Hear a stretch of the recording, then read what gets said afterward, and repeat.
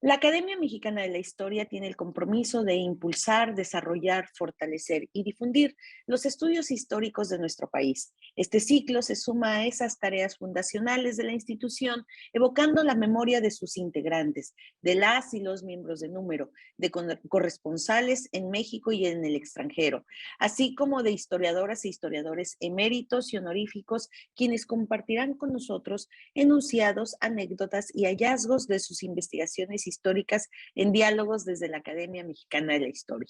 Mi nombre es Araceli Almaraz, investigadora del Colegio de la Frontera Norte y académica por Baja California de nuestra corporación.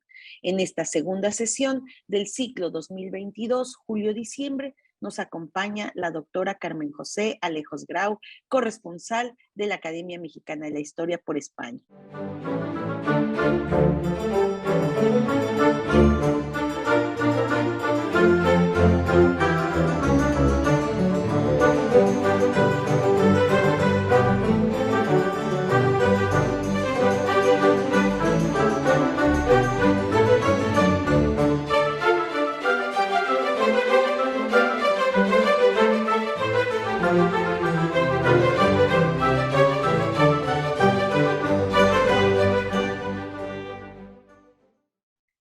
Muy buenos días, muy buenas tardes. Carmen José Alejos Grau, corresponsal de la Academia Mexicana de la Historia. Te agradecemos mucho que el día de hoy estés con nosotros, que nos acompañes desde España en diálogos desde la Academia Mexicana de la Historia. Estamos muy contentos de conectarnos y pues agradecerte que nos hayas permitido dialogar para que te conozcan no solamente los académicos y académicas de esta institución, sino historiadores e historiadoras, tanto en formación como profesionistas, colegas que seguramente han colaborado contigo o han escrito contigo o han sido partícipes en alguno de los múltiples proyectos que has tenido y que este diálogo justo nos va a permitir conocerte un poco más. Buenas tardes allá en España.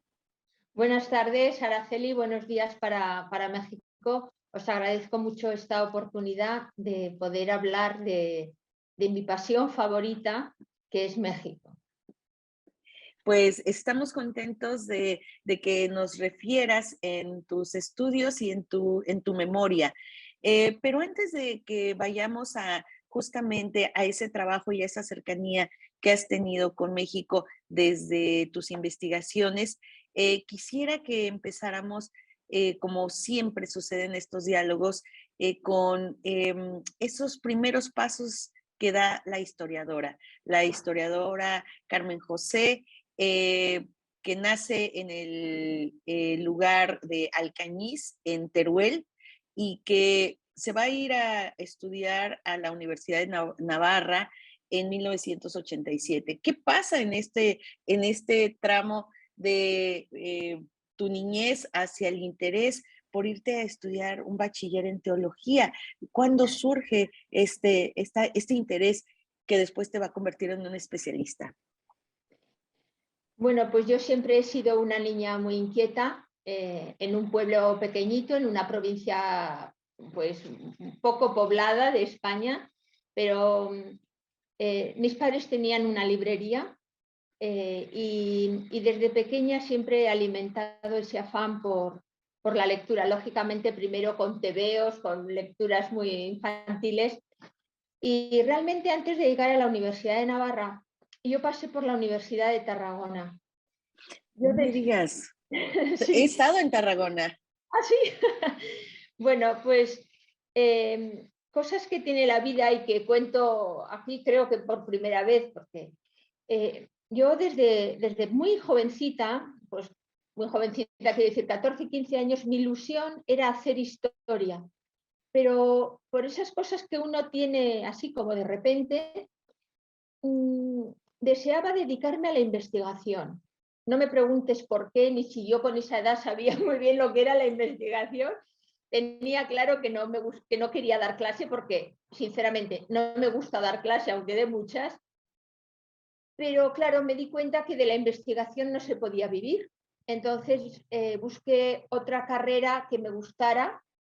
En lugar de hacer historia, empecé a hacer psicología y me fui a estudiar a Tarragona.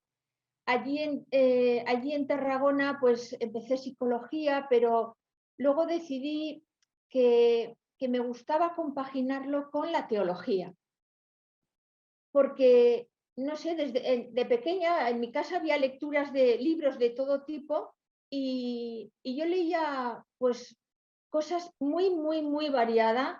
Eran los años 70 y tantos, unos años convulsos.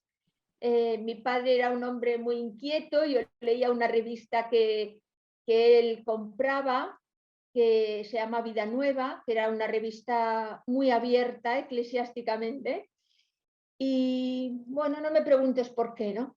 Pero a mí esos temas de religión, de Gandhi, de otras religiones, de la mía propia, me interesaban mucho, ¿no? O sea, son de esas cosas que te das cuenta de mayor, pero de pequeña no eres consciente.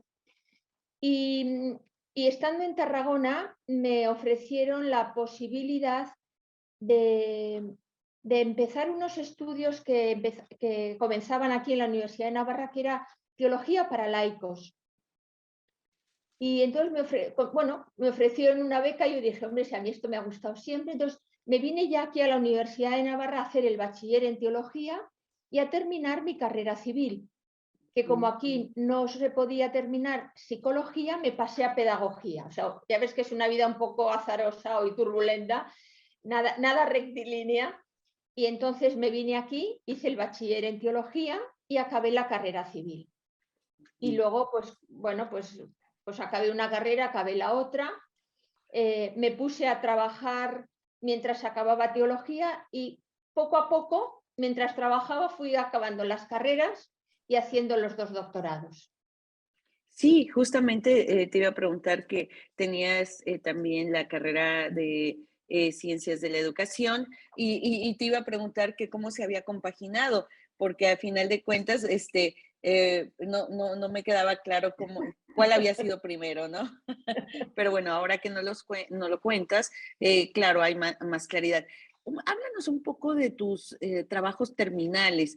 Sí, hay este interés por la teología, surge este espacio de teología para laicos y ahí empiezas a vislumbrar lo que van a ser tus trabajos finales de recepción.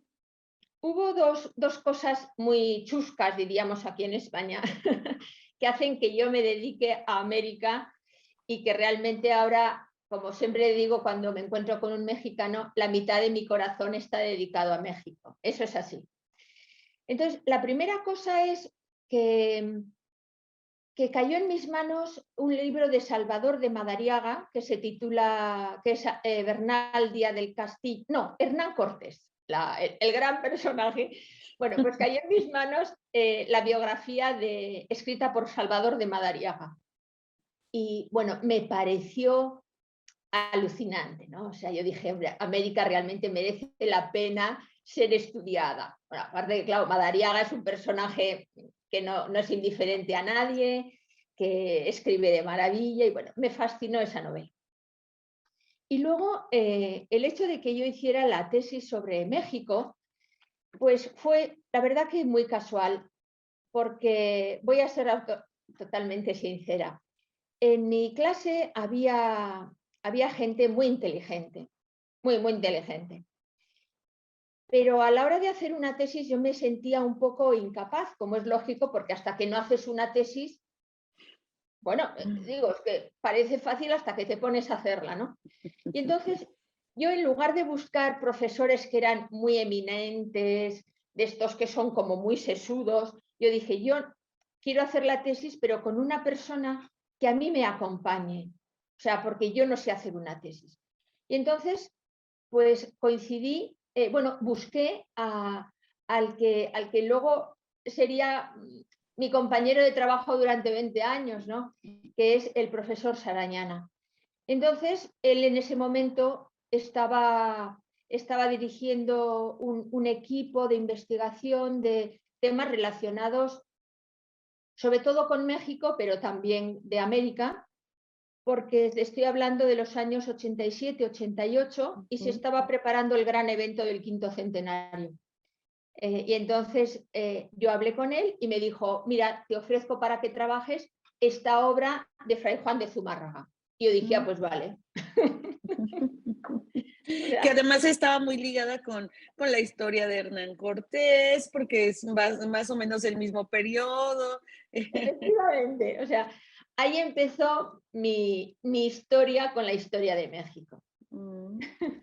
Y terminas tu tesis. Recuérdanos cómo se llamó tu tesis de licenciatura. Sí, no, bueno, era licenciatura, luego hice la de doctorado. Que va en tercer ciclo, ¿no? Sí, que es La regla cristiana breve de Fray Juan de Zumárraga, una obra ascética que él publicó en México en 1547. Hice un estudio analítico y teológico y bueno, y ahí sí, ahí salió la investigadora que yo era y de repente me di cuenta que esa obra no era solo escrita por Zumárraga, sino que él había tomado textos de distintos autores. Con lo cual mi tesis de algún modo empezó a rebatir sin que yo era muy cría, el gran libro de Almoina, ¿no? sobre Juan de Zumárraga y esa obra suya en la que hablaba de Erasmo, y yo dije, pero si yo he encontrado textos que son paralelos, ¿no? O sea, estos son de un autor del siglo XIV y esto lo copia Zumárraga, o sea que Erasmo no era. Entonces, bueno, yo creo que ahí salió esa luz de mi niñez de la investigación, ¿no? Y esto, defendí la tesis en teología en 1990. Claro, y además pues está publicada y recibiste el reconocimiento por ello. Y además abriste justo una brecha para debatir justamente sobre escritos que se componen de otros escritos. ¿Qué va a pasar en este momento con Carmen José Alejos, ya descubierta investigadora, ya descubierta en ese espacio del debate? Que además desde la teología y para este periodo 1500, de los 1500, una relación también España, Nueva España, pues que se vuelve a abrir contigo y se vuelve a poner en la mesa justo de la reflexión profunda. ¿Qué pasa? ¿Quién está acompañándote? ¿Con quién estás debatiendo en este momento? La verdad que, bueno, gracias a este profesor que me dirigió la tesis, el profesor Sarañana, pues como tú dices, presentamos este trabajo al gobierno vasco, que estaba financiando con mucho dinero, muchísimo dinero, estudios sobre América. Entonces yo me encajé ahí y conseguimos dinero. Eso permitió financiar también una nueva edición crítica de la regla cristiana breve, que la hizo otro profesor también de aquí de la facultad, que se llamaba don Ildefonso Adeba. Y a mí me permitió que, claro, viendo que a mí eso se me daba bien, el profesor Sarañana me animara a hacer la tesis en mi carrera civil, ¿no? Y bueno, mientras yo trabajaba, porque claro, hay que vivir en la vida, ahora te becan y te permite vivir en esa época, aunque era mucho dinero, tenías que trabajar, ¿no? Yo trabajaba, la verdad que pues unos años estuve trabajando en la limpieza de una residencia y otros años estuve trabajando de administrativa en unas oficinas, ¿no? Pero a mí tenía como ese mundo intelectual que te permite alimentar la cabeza. Y yo iba pues con mi tesis, luego ya te digo, hice la otra tesis también en México, iba publicando cosas y hasta que llegué a trabajar, hasta que empecé a trabajar en la Universidad de Navarra como profesora. Entonces, estos años previos, yo hago la primera tesis, como te he dicho, hago la segunda y aprovecho el material que tengo de México, el contexto que ya conozco, para, para hacer la segunda tesis. Aquí en medio, en el año 90, con ese dinero que me proporciona el gobierno vasco, me voy por primera vez a México. En 1990, pues bueno, ahora todo el mundo siempre está viajando, ¿no? Pero en los años 90, por lo menos aquí en la universidad, no viajaba demasiada gente a hacer estancias y así. Pero bueno, yo me lié la manta a la cabeza, como decimos en España, y me fui un mes a México a trabajar en la UNAM, en el Instituto de Investigaciones Históricas. Allí conozco a Roberto Moreno de los Arcos, que era el director en ese momento. Conozco a, bueno, al que yo considero mi maestro y, bueno, no sé ni cómo llamarle, ¿no? Al maestro Ernesto de la Torre. Y entonces él me orienta a que haga una tesis estudiando el primer colegio que se funda en México, que lo hace Pedro de Gante. Me dijo que ese tema estaba sin trabajar y yo me metí ahí. Recuerdo haber entrado por primera vez a la biblioteca Rafael García Granados del instituto, pero como ibas con don Ernesto, siempre te metían más adentro todavía, ¿no? Entonces, entonces recuerdo que me dejaron trabajar en la parte interior donde están los libros, no en la sala, ¿no?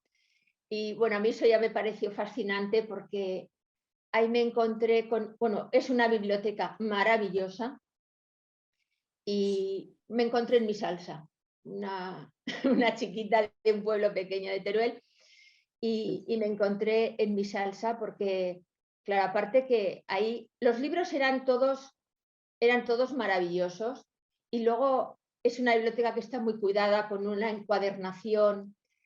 Pues no sé si era en piel, yo creo que sí que era en piel, muchas monografías encuadernadas en piel, guardando el libro original. Y bueno, pues no sé, me pareció un paraíso, ¿no? Y Y luego, entonces la segunda tesis la terminas en México. bueno, no, eh, preparo el material y me vengo aquí a España y sigo investigando y la segunda tesis la defiendo, si no me equivoco, en junio del 93, más o menos, con material que encontré allí en México y en la Biblioteca Nacional de Madrid, que también, pues esas cosas que tiene el instinto investigador, que encuentro lo mismo que había encontrado en Zumárraga, que muchas de las cosas que había copiado, que había publicado Fray Diego de Valadés, no eran propias, sino que las había tomado de libros publicados en Amberes en el siglo XV. Y encontré los originales en la Biblioteca Nacional de Madrid. Y bueno, pues me pasó lo mismo con Zumárraga, que de repente me encuentro que estoy publicando cosas que eran totalmente novedosas, ¿no? Claro, claro, porque al final de cuentas vas tras el, bueno, o te encuentras con el texto original y ese es el trabajo que cuando uno lo hace directamente te acuerdas, no, esto ya lo leí, ¿no? Sí. Esto ya está y te vas, ¿dónde está? ¿Dónde está? Y encuentras. Y sigues abriendo ahí ese debate y llegas entonces a tu segunda tesis y esto te abre ya la oportunidad de integrarte, me imagino, a lo que va a ser ya tu instituto en la Universidad de Navarra. Si te parece, eso lo podemos dejar para el siguiente segmento, pero me gustaría que cerráramos si tú con algún recuerdo que tú tengas de algún profesor, profesora que se te ha escapado, de esta etapa formativa o algo que en realidad estos años que anteceden a la investigadora creas que es importante, que fueron sucesos importantes en tu vida, en tu trayecto ya como profesional. Sí, mira, se me ha olvidado mentar al que fue mi director de la tesis de Ciencias de la Educación, que es el profesor Javier Vergara, que a mí me había dado clase de educación comparada cuando acabé la carrera de pedagogía. Y él me dirigió la tesis de educación y después hemos seguido siendo muy grandes amigos. Y eso, porque él después de trabajar aquí en la Universidad de Navarra, se fue a la UNED en Madrid, pero seguimos teniendo muy buena relación. Hemos colaborado juntos en publicaciones, en la dirección de una revista y también fue un gran investigador.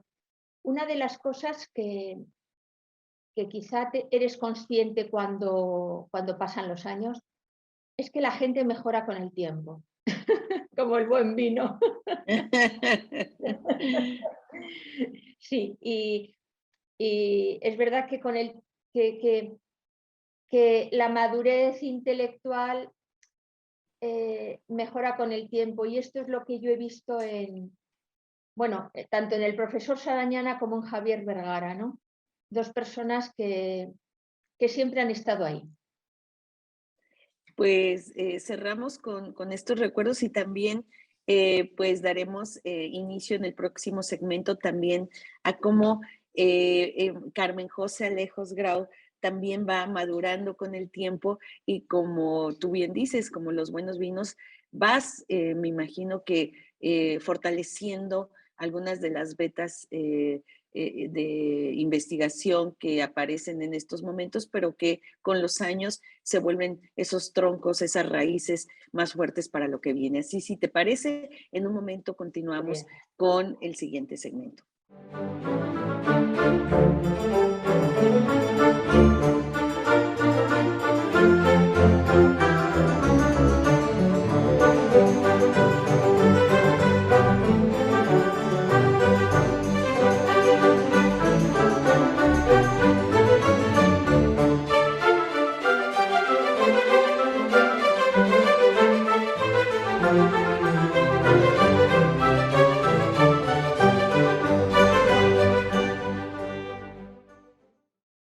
Volvemos con la doctora Carmen José Alejos Grau, corresponsal de la Academia Mexicana de la Historia por España.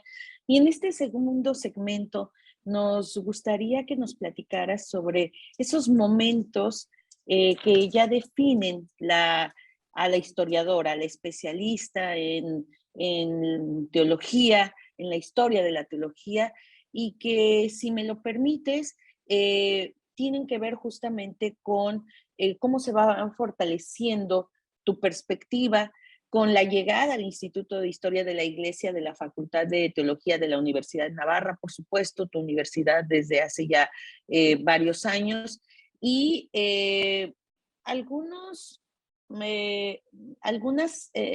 anécdotas que nos puedas contar sobre esta colaboración con Ernesto de la Torre Villar, porque bueno, él te va a abrir un espacio, pero después va a haber una colaboración que se va a extender y colaboraciones también con otros colegas como los sociólogos Donati, Ribolsi, y este trabajo en colaboración que va a ir haciendo, insisto, más fuerte la raíz de la discusión central de tu obra. Entonces, si nos quieres contar al respecto, pues nos va a dar muchísimo gusto escucharte. Muchas gracias, Araceli. Mira, mi vida empezó convulsa y sigue convulsa. Después de la segunda tesis ya consigo entrar a trabajar en la Universidad de Navarra en la Facultad de Pedagogía o Ciencias de la Educación. Porque realmente en México no lo sé, pero en España de la teología no se vive, ¿no? Pues quizá Alemania, Polonia, Austria, pues quizás sí, pero en España es difícil vivir de la teología si no eres sacerdote. Una mujer todavía es más difícil. Y yo tardé bastantes años en llegar a trabajar como profesora en lo que estoy ahora. Esto tiene sus ventajas para mí, que voy a narrarlas ahora. Entonces, yo empiezo en el año 95 a dar clase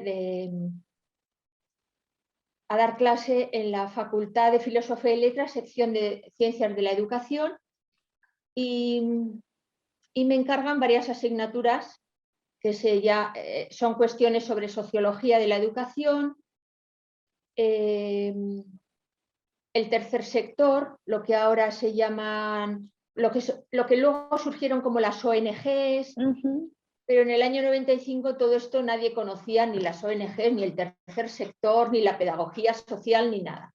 Pero yo me metí en esa historia, digamos, ¿no?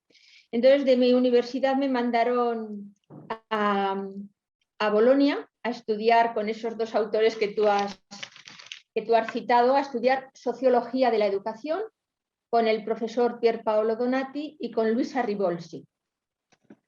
Estuve allí 6 meses, primero un año, luego otro año, metiéndome en un mundo para mí totalmente desconocido, en italiano además, y bueno, pues yo iba, investigaba, estudiaba muchísimo y luego volvía y preparaba clases, publiqué varias cosas en ese ámbito, también totalmente nuevas, hasta que hubo un momento que dije, a mí me gustan otras cosas. Entonces, en eso surge la oportunidad de trabajar como investigadora en el Instituto de Historia de la Iglesia de la universidad, con una beca pues muy, muy justita, pero llega un momento que si haces lo que te gusta no te importa vivir muy modestamente. Y empecé ahí. Luego fue surgiendo la posibilidad de colaborar con el Instituto Superior de Ciencias Religiosas, que es Teología para Laicos Online, y trabajé ahí también bastantes años de profesora, en la junta, como directora de estudios, organizando cursos, y ahí la verdad que me lo pasé fenomenal, porque me dio la oportunidad de conocer a gente muy inquieta, sí, gente variadísima, de las que han salido mis mejores amistades. Y bueno, de hecho, fíjate, te voy a contar una anécdota bien chusca, que es una alumna de estos cursos que era de aquí de Pamplona, pero vivía en Holanda porque se casó con un holandés, se matriculó online a estas asignaturas, iba y venía a examinarse y bueno, pues cosas de la vida, al final ha terminado en Pamplona y he quedado la semana que viene para cenar con ella, ¿no? Digo, cuando son amistades es que son amistades, y amistades profundas que me han permitido conocerlas en ese ámbito, ¿no? Luego, pues tuve la oportunidad de incorporarme como docente a la Facultad de Teología, que es donde estoy ahora. Pero como te digo, a veces para conseguir algo que has soñado desde hace mucho tiempo pasan muchos años, ¿no? Supongo que a ti te habrá pasado y a casi todo el mundo pasa esto en la vida. Uno no lo consigue de repente, sino que tiene que trabajárselo, ¿no? Bueno, Claro. pues este es mi caso. Paralelamente a estas distintas docencias que yo daba, estaba metida en un proyecto de hacer la historia de la teología de América Latina, de la que sacamos 4 volúmenes, que la dirigió el profesor Sarañana y que yo fui la coordinadora. Entonces, yo tenía como dos mundos, ¿no? Trabajabas paralelamente, ¿no?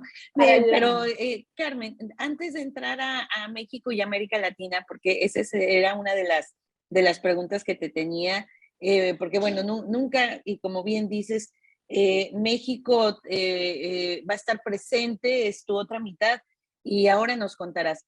Pero no quiero dejar pasar el hecho de que, aunque estuviste con el área o cercana al área de sociología, finalmente vas a tener 3 trabajos: la educación moral de Emil Durkheim, y que seguramente ese espacio te va a permitir también hacer otras discusiones que quizá después las retomas en el futuro. Por otro lado, el artículo sobre pedagogía social en Ortega y Gasset y esquemas de pedagogía social, que no está separada la enseñanza para nada de aspectos teológicos. O sea, me imagino que vas a encontrar por ahí relaciones muy cercanas, densas, incluso incrustadas, y que van a resurgir momentos después.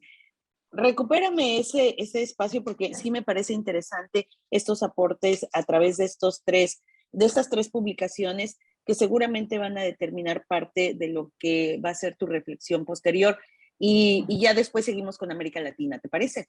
Muy bien.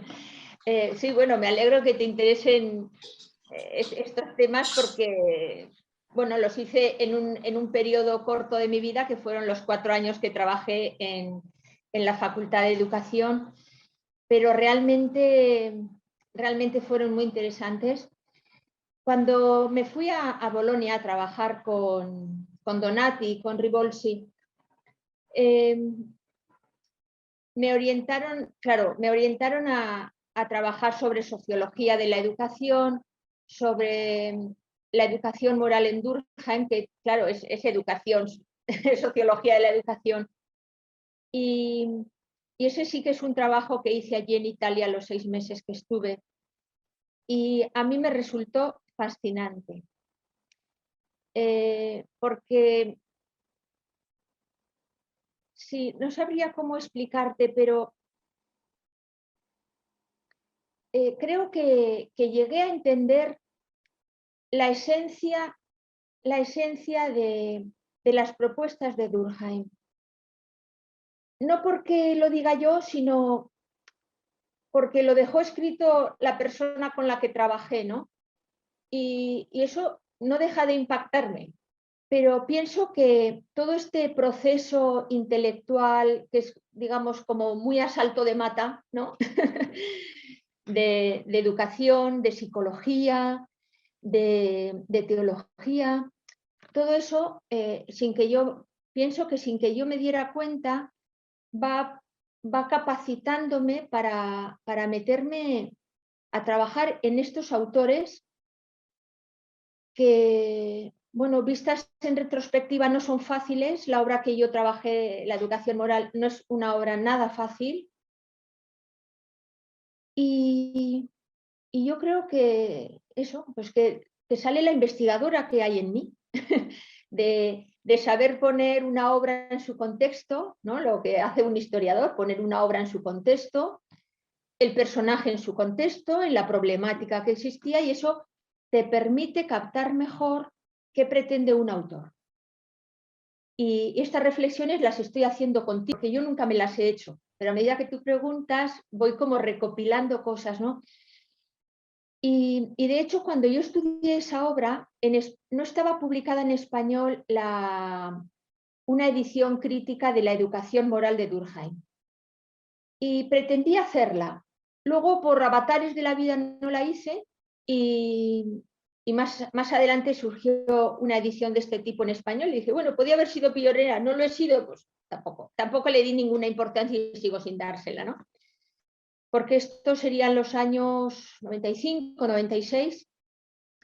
En esa misma época, en la universidad, pues unida a la sociología de la educación, pues surge la conveniencia de meterse en el tema de pedagogía social, que yo lo aprendí allí en Italia, en España no estaba implantado, pero estos autores sí que allí lo tenían muy trabajado, tanto en Milán como en Bolonia.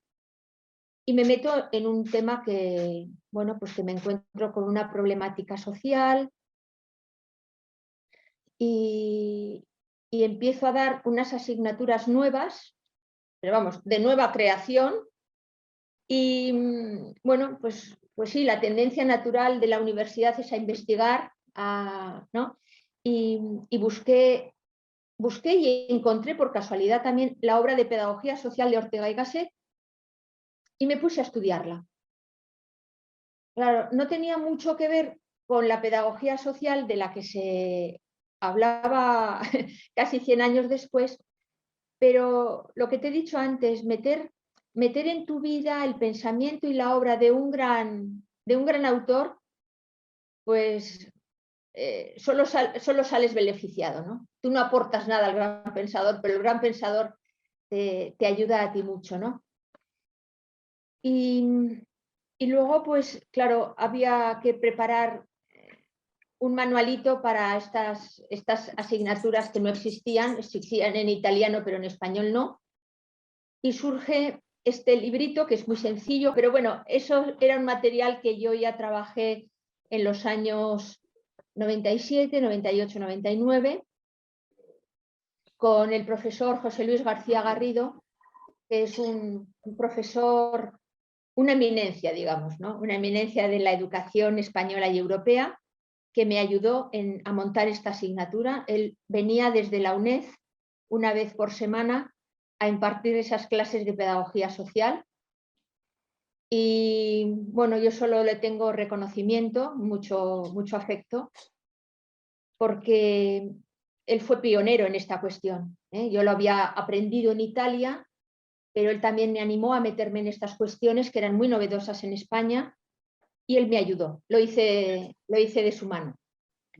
Y de ahí nació este librito, Esquemas de Pedagogía Social.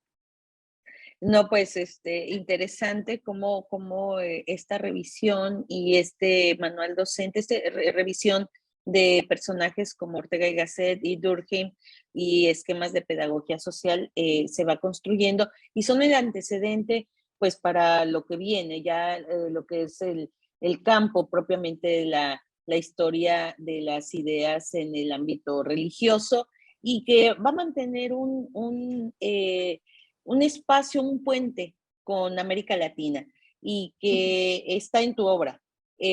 Obviamente, después de haber estado en la Universidad Nacional Autónoma de México, en la Biblioteca Rafael García Granados, pues haces esta otra estancia en Bolonia y ya después vuelves a regresar, pero ya no es solo a México, regresas a México, vas a Chile, vas a Argentina, vas a Perú, estás revisando constantemente archivos latinoamericanos, vas a Colombia, específicamente a Bogotá, y aquí hay ya toda una reflexión volcada en América Latina. ¿Cómo se da eso? Este era mi segundo eje para preguntarte. No, el tercero.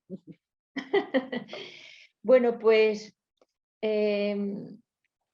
nunca perdí el contacto con el profesor Sarañana, que ya me acompañó, dirigió mi primera tesis. Él, como he contado antes, va conformando un grupo de investigación sobre cuestiones religiosas, de historia de la Iglesia, sobre todo de historia del pensamiento teológico en América.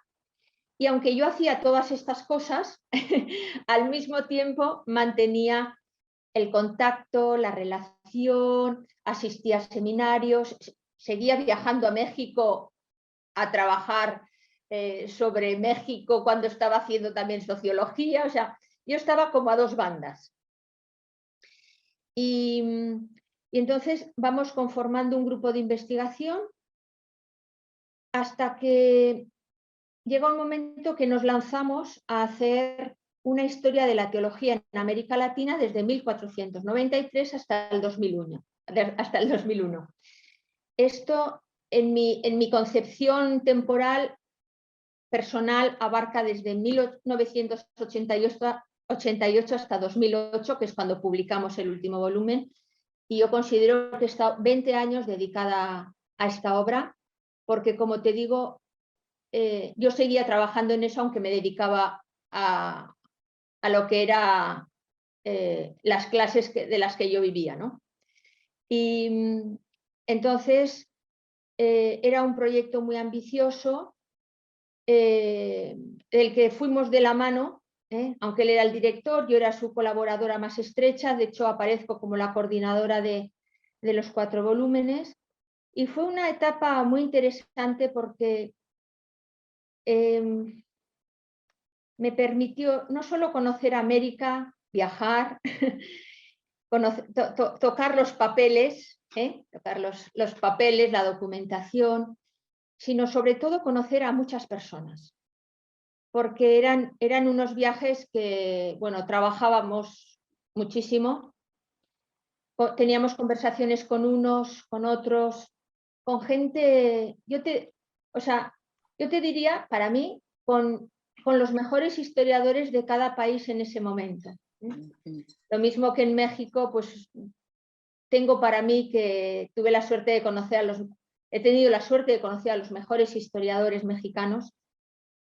También en Chile, en Argentina, en Perú y en Colombia, como has dicho, tuve esa misma oportunidad. Y eso es muy importante. O sea, yo he tenido esa suerte. Seguramente otras personas la han tenido, pero yo he tenido esa suerte y solo sales beneficiado. Porque además, no solo por el contacto personal, sino porque a raíz de esos contactos conocíamos a otras personas que permitían, que colaboraban con nosotros y escribían con nosotros. De tal manera que en esos 4 volúmenes colaboran, si no me equivoco, 19 personas de distintos países, y eso creo que fue muy enriquecedor para todos los que participamos, porque todos necesitamos de todos y tú no puedes saber de todo. Entonces tienes que contar con gente muy eminente que te ayude a hacer una gran obra, ¿no? Y creo que eso es importante. Sí, esta obra, que bueno, consta de 4 volúmenes, ¿ha sido editada en otras lenguas, en otros países, o solamente lleva una edición? Cuéntanos, porque creo que el hablar de teología en América Latina, además, pues un reto enorme, ¿no? Con toda la carga de las distintas religiones, pero sobre todo la católica. Sí, mira, esta obra solo se ha hecho una edición, es un libro, es una obra, digamos, para expertos.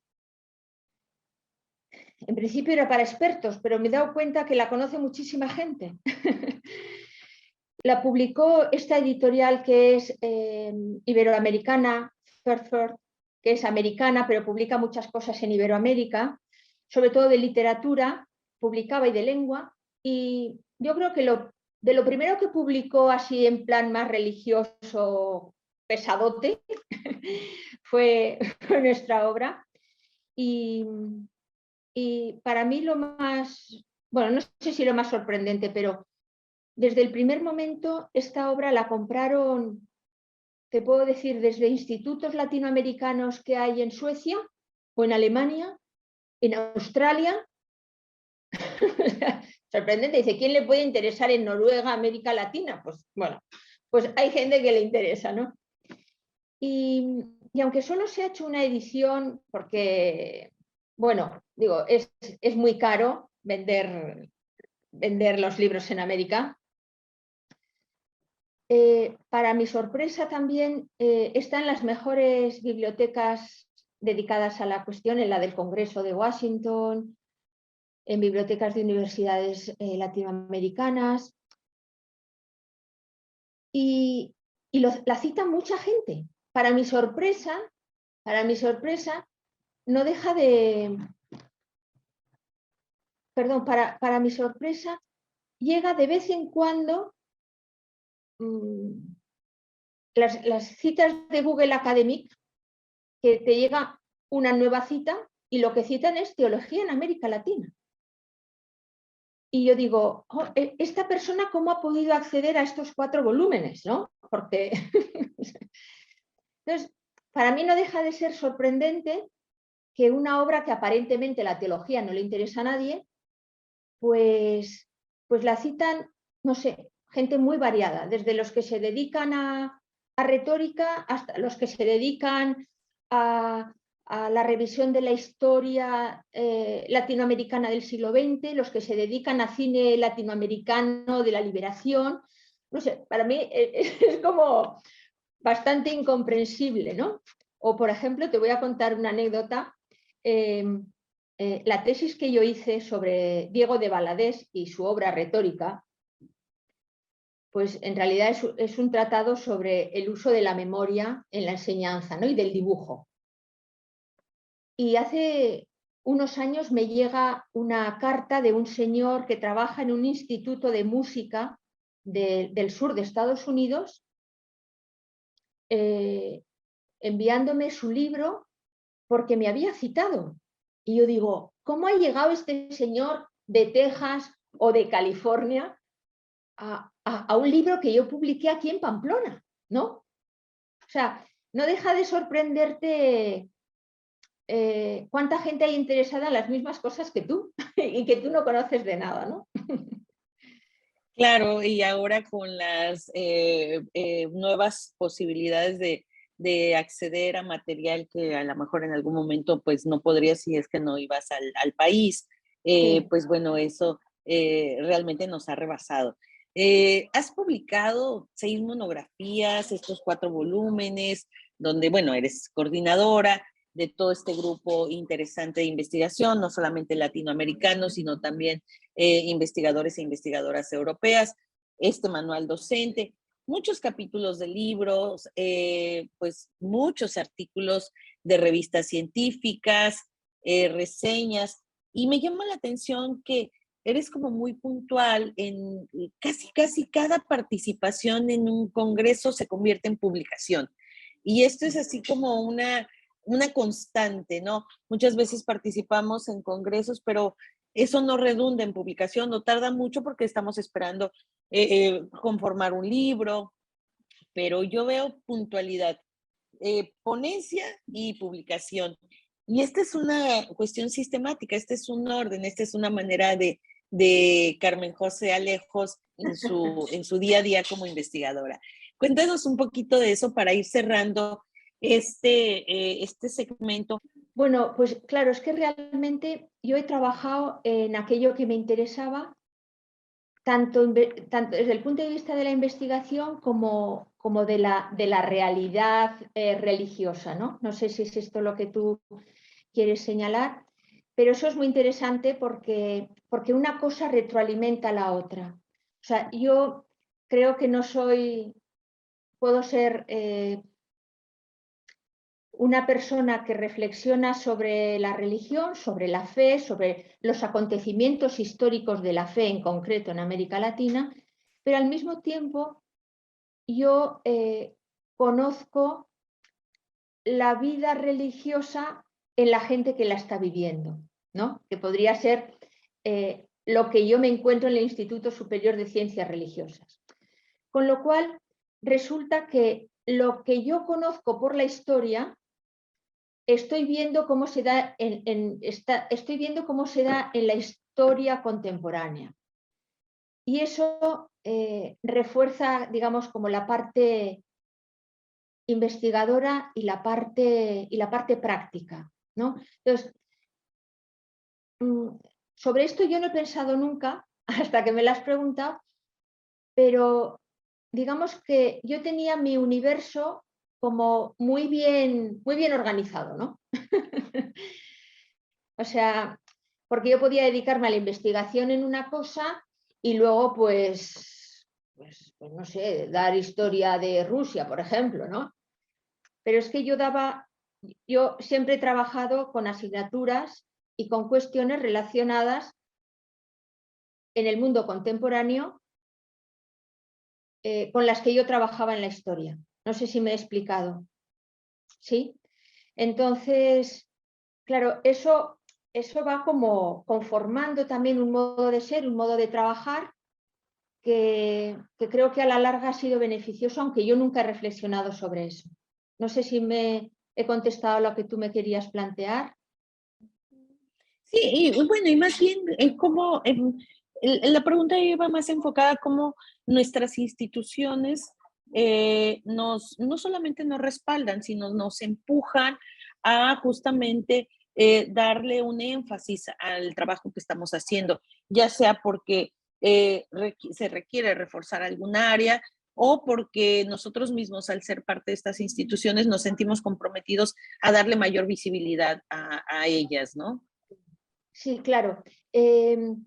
Claro, yo he tenido el apoyo no solo de las instituciones en las que he trabajado, porque han financiado los proyectos de investigación sobre teología en América Latina, con distintos proyectos que empiezan ya con el gobierno vasco en 1990, de mi universidad los han apoyado, desde el Ministerio de Educación también han apoyado esas investigaciones, con lo cual uno siempre tiene un deseo o un deseo de hacer algo y se encuentra apoyado, y ese apoyo te lleva a estimularte, ¿no?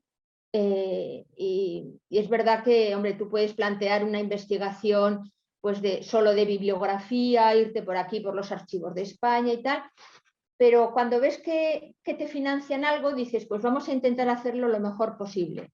Vamos a irnos a donde están los archivos.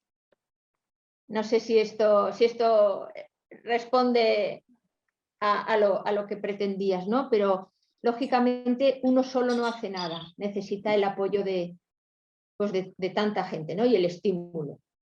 Eso. Claro.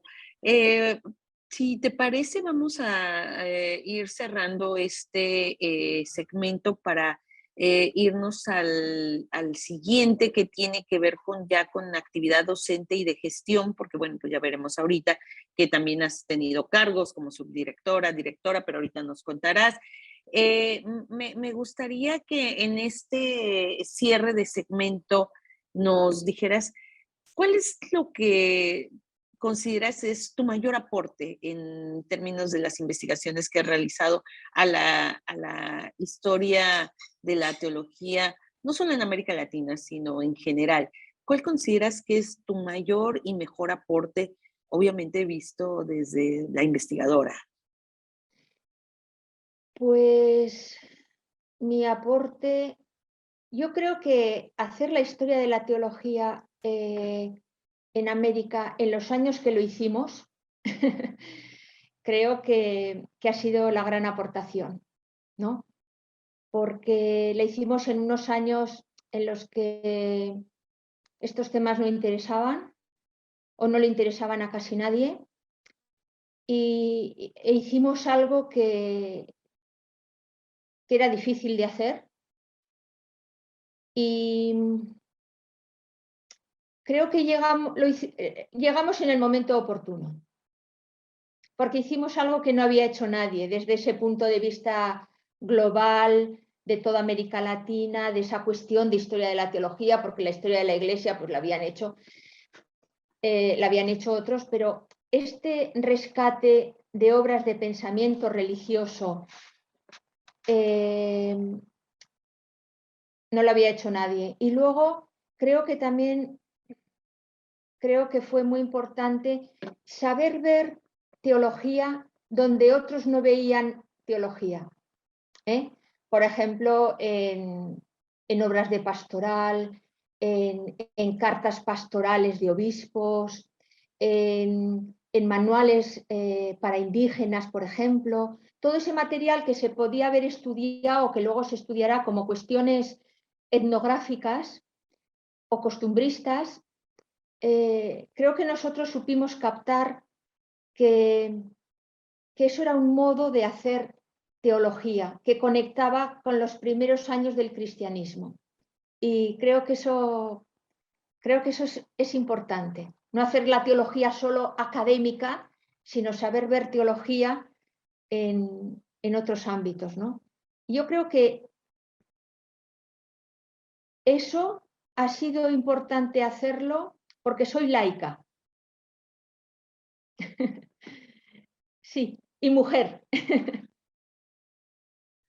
Claro, y mira, fíjate que ahorita que lo dices, recuerdo el inicio de este diálogo donde fuiste a estos cursos de teología para laicos, ¿no? Y que se refuerza constantemente a través de tu obra y eso le da una visión distinta a tus estudios respecto, como ya lo dices, a quienes están dentro de orden y que se están estudiando a sí mismos o que quieren entender su propia organización, ¿no? Entonces, sí, es una mirada un poco distinta, pero que seguramente, como lo has dicho, refuerza muchísimo toda una una manera o un pensamiento, ¿no? El pensamiento de Carmen José Alejos Grau, que no debe sorprender, te sorprende, pero creo que no debiera ser así. El conjuntar una obra de tal magnitud como la de la historia de la teología en América Latina, sí que entiendo los grandes esfuerzos, ¿no? Siempre hacer obras que incluyen a varios países, pues uno, tener relación con los grupos de investigación, pero otro, esta panorámica grande y esta gran responsabilidad de decir lo que uno quiere para tantos países, para una región, además viniendo de España, con una mirada de España hacia América Latina y de ida y vuelta, ¿no? De América Latina vista también desde lo que fue su propio proceso de relación con España, ¿no? Sí, sí. Sí, sí, eso es interesante y lo has resumido muy bien, lo que yo quería decir, lo has resumido muy bien. Bueno, si te parece, entonces cerremos este segmento para darle pie al siguiente que está dedicado a la actividad docente y de gestión. Muy bien, muchas gracias. Bueno, pues vamos a seguir en un momento más en Diálogos desde la Academia Mexicana de la Historia con la doctora Carmen José Alejos Grau, corresponsal de la Academia Mexicana de la Historia por España.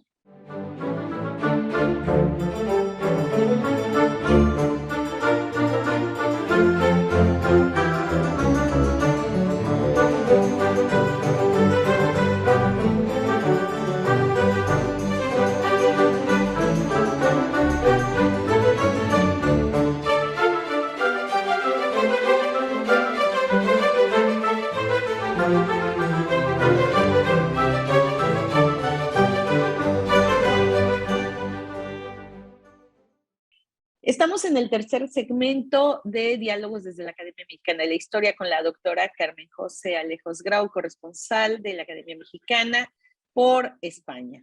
En este momento nos gustaría que nos hablaras sobre otras actividades que van a ir acompañando también tu trayectoria como profesionista y que tiene que ver con la actividad docente y la de gestión, que muchas veces no solamente que no es fácil, sino algunos investigadores o rehusamos y otros somos más cercanos, ¿no? Dependiendo, hay quienes sí son muy buenos investigadores y dicen, no, yo no quiero saber nada de lo que es gestión.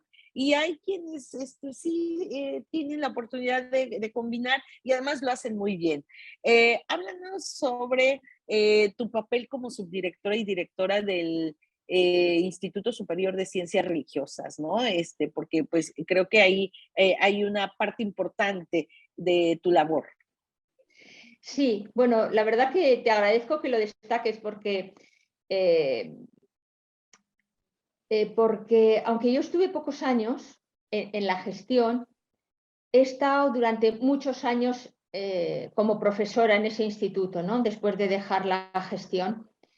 Y realmente para mí fueron unos años importantes por aquello que te he dicho, por conocer a gente variadísima, ¿no? O sea, antes te he nombrado a esta persona que venía desde Holanda a examinarse, pero también te puedo hablar de una persona que trabajaba en una embajada y venía desde Israel o desde Berlín a examinarse. Los exámenes eran 2 días al año, ¿no?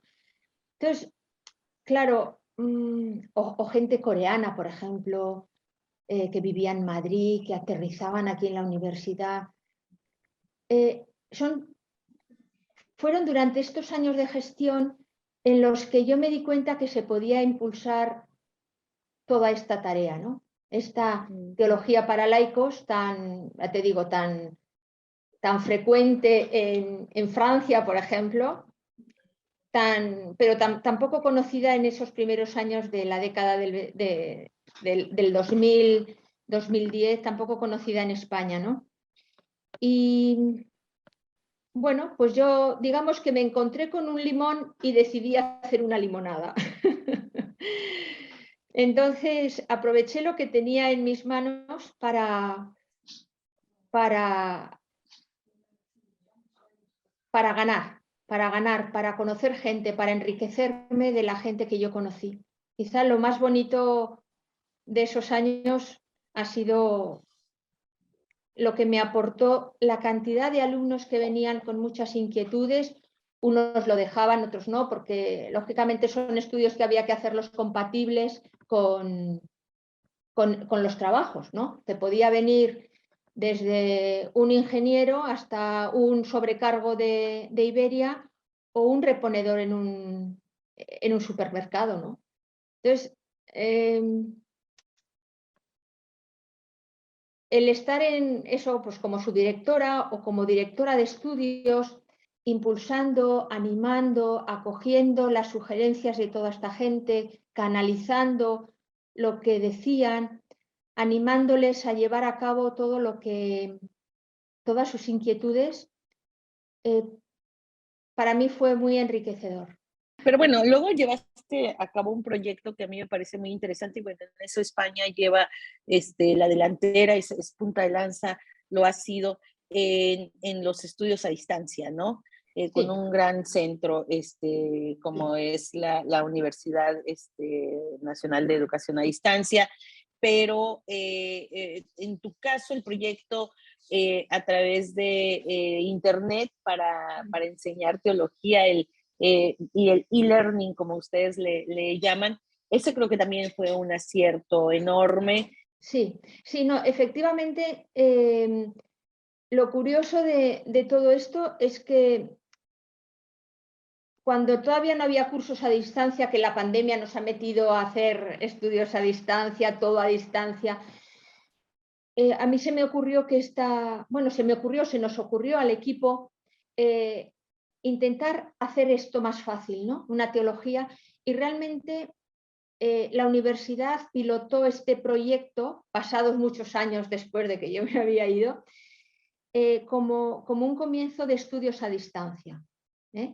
Y la verdad que está teniendo muchísimo éxito. Yo ya no estoy en ese sitio, pero te puedo decir que hay alumnos de todo el mundo, incluido Oriente como Irak, ¿no? Alumnos. Entonces, bueno, pues es eso a veces de soñar y os quedaréis cortos, ¿no? Pues yo lo que he visto es un poco eso, ¿no? Una idea que yo lancé en un sitio, en una reunión que no fue muy bien aceptada, alguien cogió el guante y pasados los años lo puso en marcha, ¿no? Bueno, pues sí, no sé cómo has llegado a esa conclusión, pero eso ha sido así. Sí, pues bueno, la verdad es que mi cercanía con España también me permite un poco tener como alguna claridad de lo que es el país y la enseñanza, sobre todo a través del CSIC, ¿no? Y pues bueno, entender un poco la amplitud de diferentes universidades, incluso algunas muy nuevas, pero que la universidad a distancia es realmente pues la vía, ¿no? Como la Oberta de Cataluña, ¿no? Y otras tantas, ¿no? Entonces, sí que resalto el papel de esta enseñanza de la teología a través de Internet porque se suma justo a esto que es muy común para España, ¿no? Sí. Además de ello, resalto pues organización de diferentes cursos de actualización de verano y como ya tú bien nos decías también, impulsando a las nuevas generaciones. Quisiera que nos comentaras un poco al respecto y finalizáramos con tus estudiantes dirigidos, un poco para tener como completa esta visión de Carmen José, vista como la docente también, la docente de historia de la religión. Te puedo decir que me lo paso bien, también sufro, y que los alumnos te ayudan a ser joven y son los que te impulsan que vayas más adelante de lo que tú pensabas.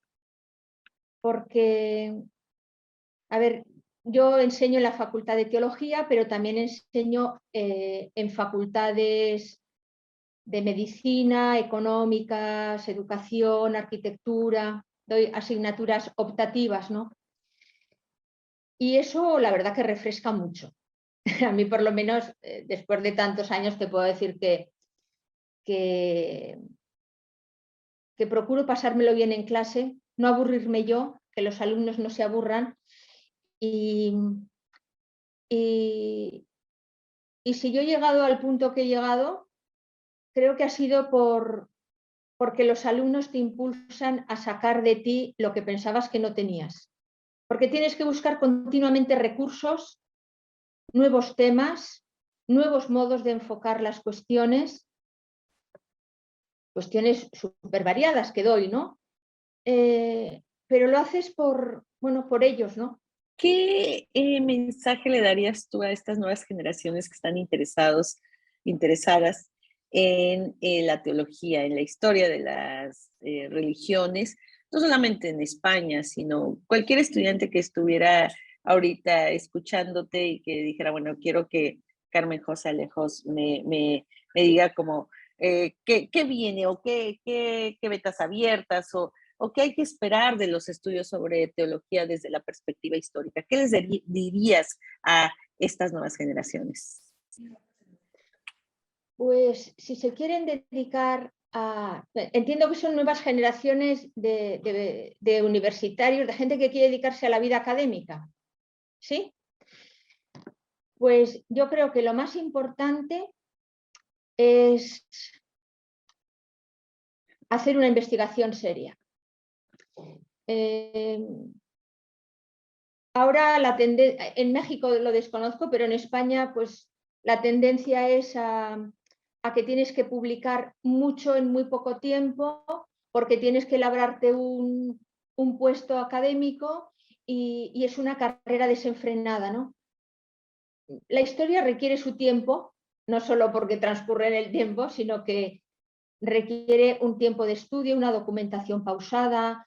La historia no la puedes estudiar ni hacer deprisa y corriendo porque es imposible, ¿no? Entonces, creo que es muy importante la consulta directa de archivos, de documentos y no basarse solo en bibliografía, porque, bueno, yo por las últimas investigaciones que estoy haciendo sobre México, te das cuenta que hay que mirar muchos documentos muy despacio, cotejarlos bien, confrontarlos bien, para no seguir diciendo algunas cosas que se pensaban que eran así y que la realidad demuestra que no lo son, ¿no?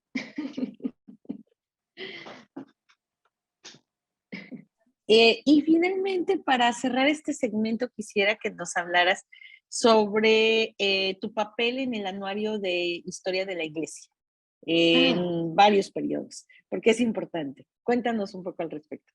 Sí, bueno, pues la verdad yo asistí al nacimiento de esa revista porque la fundó este profesor Sarañana en el año 92 y yo estaba en colaboración estrecha con él. Durante unos años he estado en la Junta, otras veces colaborando, luego he vuelto a la Junta, luego la he vuelto a dejar, pero he trabajado mucho ahí y también, pues como te he dicho antes, a mí me ha permitido conocer a muchas personas, ampliar mi mente y en definitiva me ha enriquecido. Y creo que el truco ha sido desde el principio y luego lo han seguido los distintos directores, es publicar una revista seria. Digo, con el paso de los años me he dado cuenta que esto no es tan fácil de mantener ni de hacer, porque ahora pues también forma parte del modo de medrar en la vida académica, publicar en revistas a toda velocidad, dirigir una revista, porque es una carrera, ¿no? Una carrera, porque al final te puntúan por los artículos que publicas en revistas de alto impacto. Entonces, yo soy muy ajena a ese mundo porque ajena que no me gusta mucho porque eso no te ayuda a hacer una historia sopesada. Entonces, caer en esas redes del mundo científico de la gran velocidad, pues personalmente a mí no me gusta y creo que tampoco es beneficiosa para hacer una buena historia, ¿no? De lo que sea. Y quizá lo que a mí me ha servido trabajar en esa revista y seguir colaborando es es como los distintos directores han intentado mantener un prestigio que con el paso de los años, según tengo entendido, ha crecido. Y esta es una de varias revistas que existe sobre teología o cómo se ubica justamente en el campo de la discusión y el debate sobre la teología, no solo contemporánea, sino la teología en distintos momentos de la historia. Sí, en realidad esta revista está más dedicada a historia de la Iglesia que a historia de la teología, pero bueno, digo, en la historia de la Iglesia existe pensamiento teológico, pensamiento religioso, entonces hay un punto en el que se cruzan, ¿no? Y realmente lo potente de esa revista es la historia de la Iglesia, porque en mi facultad hay otra revista dedicada a lo que es teología pura y dura, ¿no? A mí me parece que la historia de la Iglesia y de la teología permite saber más de teología y comprender mejor la teología. O sea, una teología pura y dura, sin contexto histórico, pues creo que no es real, porque nunca ha sido real desde que existe, ¿no? Y ahora, actualmente, pues pienso que una teología de mera especulación, si tú no la haces en un contexto histórico, no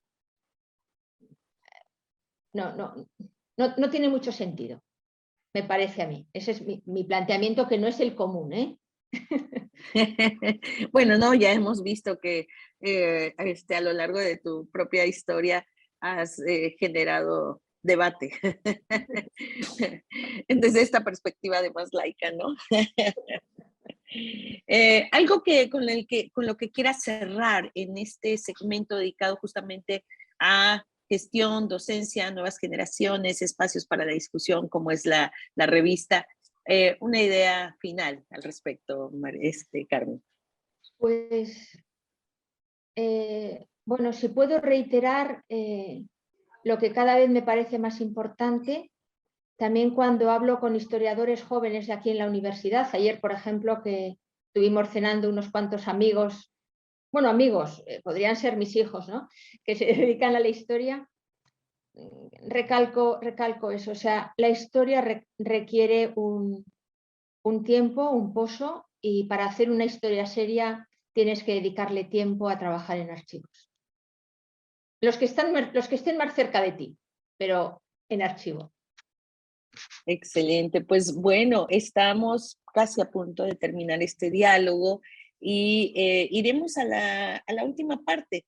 Así es que, si te parece, cerramos este tercer segmento para decirles a quienes nos están siguiendo que en un momento regresamos con la doctora Carmen José Alejos Grau, corresponsal de la Academia Mexicana de la Historia por España, para ir hacia la parte final de nuestro diálogo. Muchas gracias.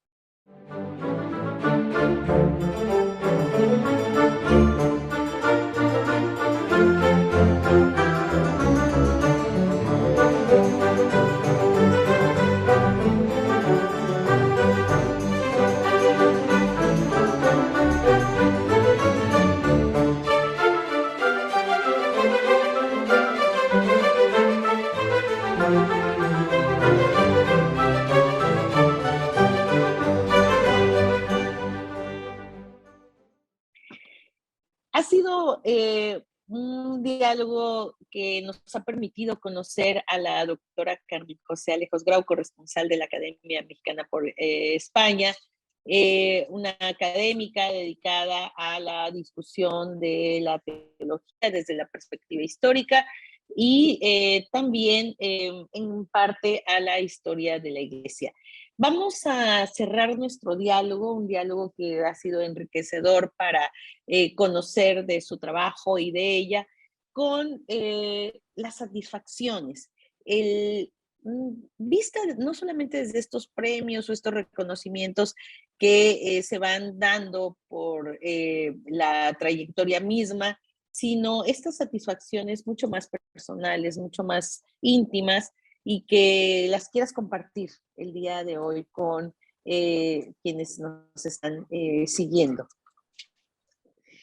Bueno, pues, o sea, yo, si he de ser sincera, hay dos momentos en mi vida que han sido maravillosos, ¿no? El primero fue cuando en mi entrada en la academia, ese discurso que di en la academia, la recepción, ese otro es otra cosa muy personal que, bueno, que me pidieron en mi pueblo, Alcañiz, que hiciera el pregón de Semana Santa, porque en esos dos momentos yo pude hacer compatible muchas cosas, ¿no? La satisfacción de que cuenten contigo, el reconocimiento o más que el reconocimiento, el poder dar cauce a esas cosas que yo había trabajado con tanto cariño, el poder unir mi vida, mi vida personal con la vida profesional. Y sí, ya que planteas la cuestión de mis satisfacciones, tengo que decirte que mi primer momento importante fue la recepción en la academia. Para mí es imborrable, ¿no? Porque, bueno, digo, ahí estaban presentes gente que yo había conocido y que he mantenido la amistad hasta que han fallecido, ¿no? No todos, pero algunos sí, ¿no? Entonces, eso yo le tengo gran aprecio, ¿no? Antes hablábamos del maestro Ernesto de la Torre, pero quisiera citar aquí a la maestra Elisa Vargas Lugo, una grandísima amiga, que además yo conocí aquí en Pamplona porque le invitaron a dar unas conferencias en la universidad y bueno, tuve la oportunidad de hacerle una entrevista, de hablar con ella, y lo que yo estaba trabajando en ese momento sobre los sermones guadalupanos, me dijo, ay, mira, yo estoy trabajando lo mismo en la pintura. ¡Ah! Y me pareció impresionante que yo tuviera algo que ver con una persona tan eminente, ¿no?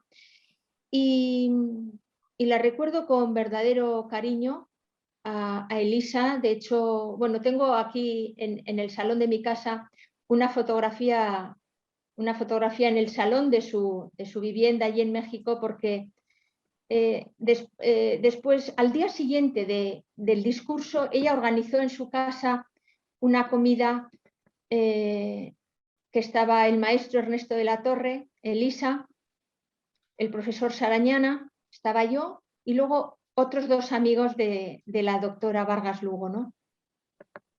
Y bueno, es que es una foto encantadora, totalmente encantadora.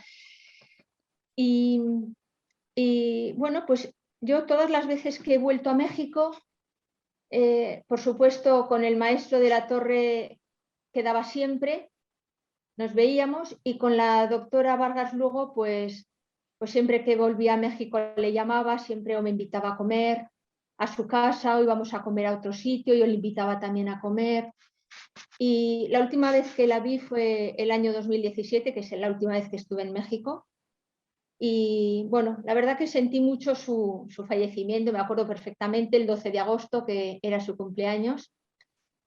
Y bueno, pues quisiera dejar constancia de esto y también, por supuesto, de la amistad que tengo con Gisela von Boveser, una persona que cuando era la directora del instituto y era la secretaria de la academia, si no me equivoco el cargo, nos atendió siempre muy bien.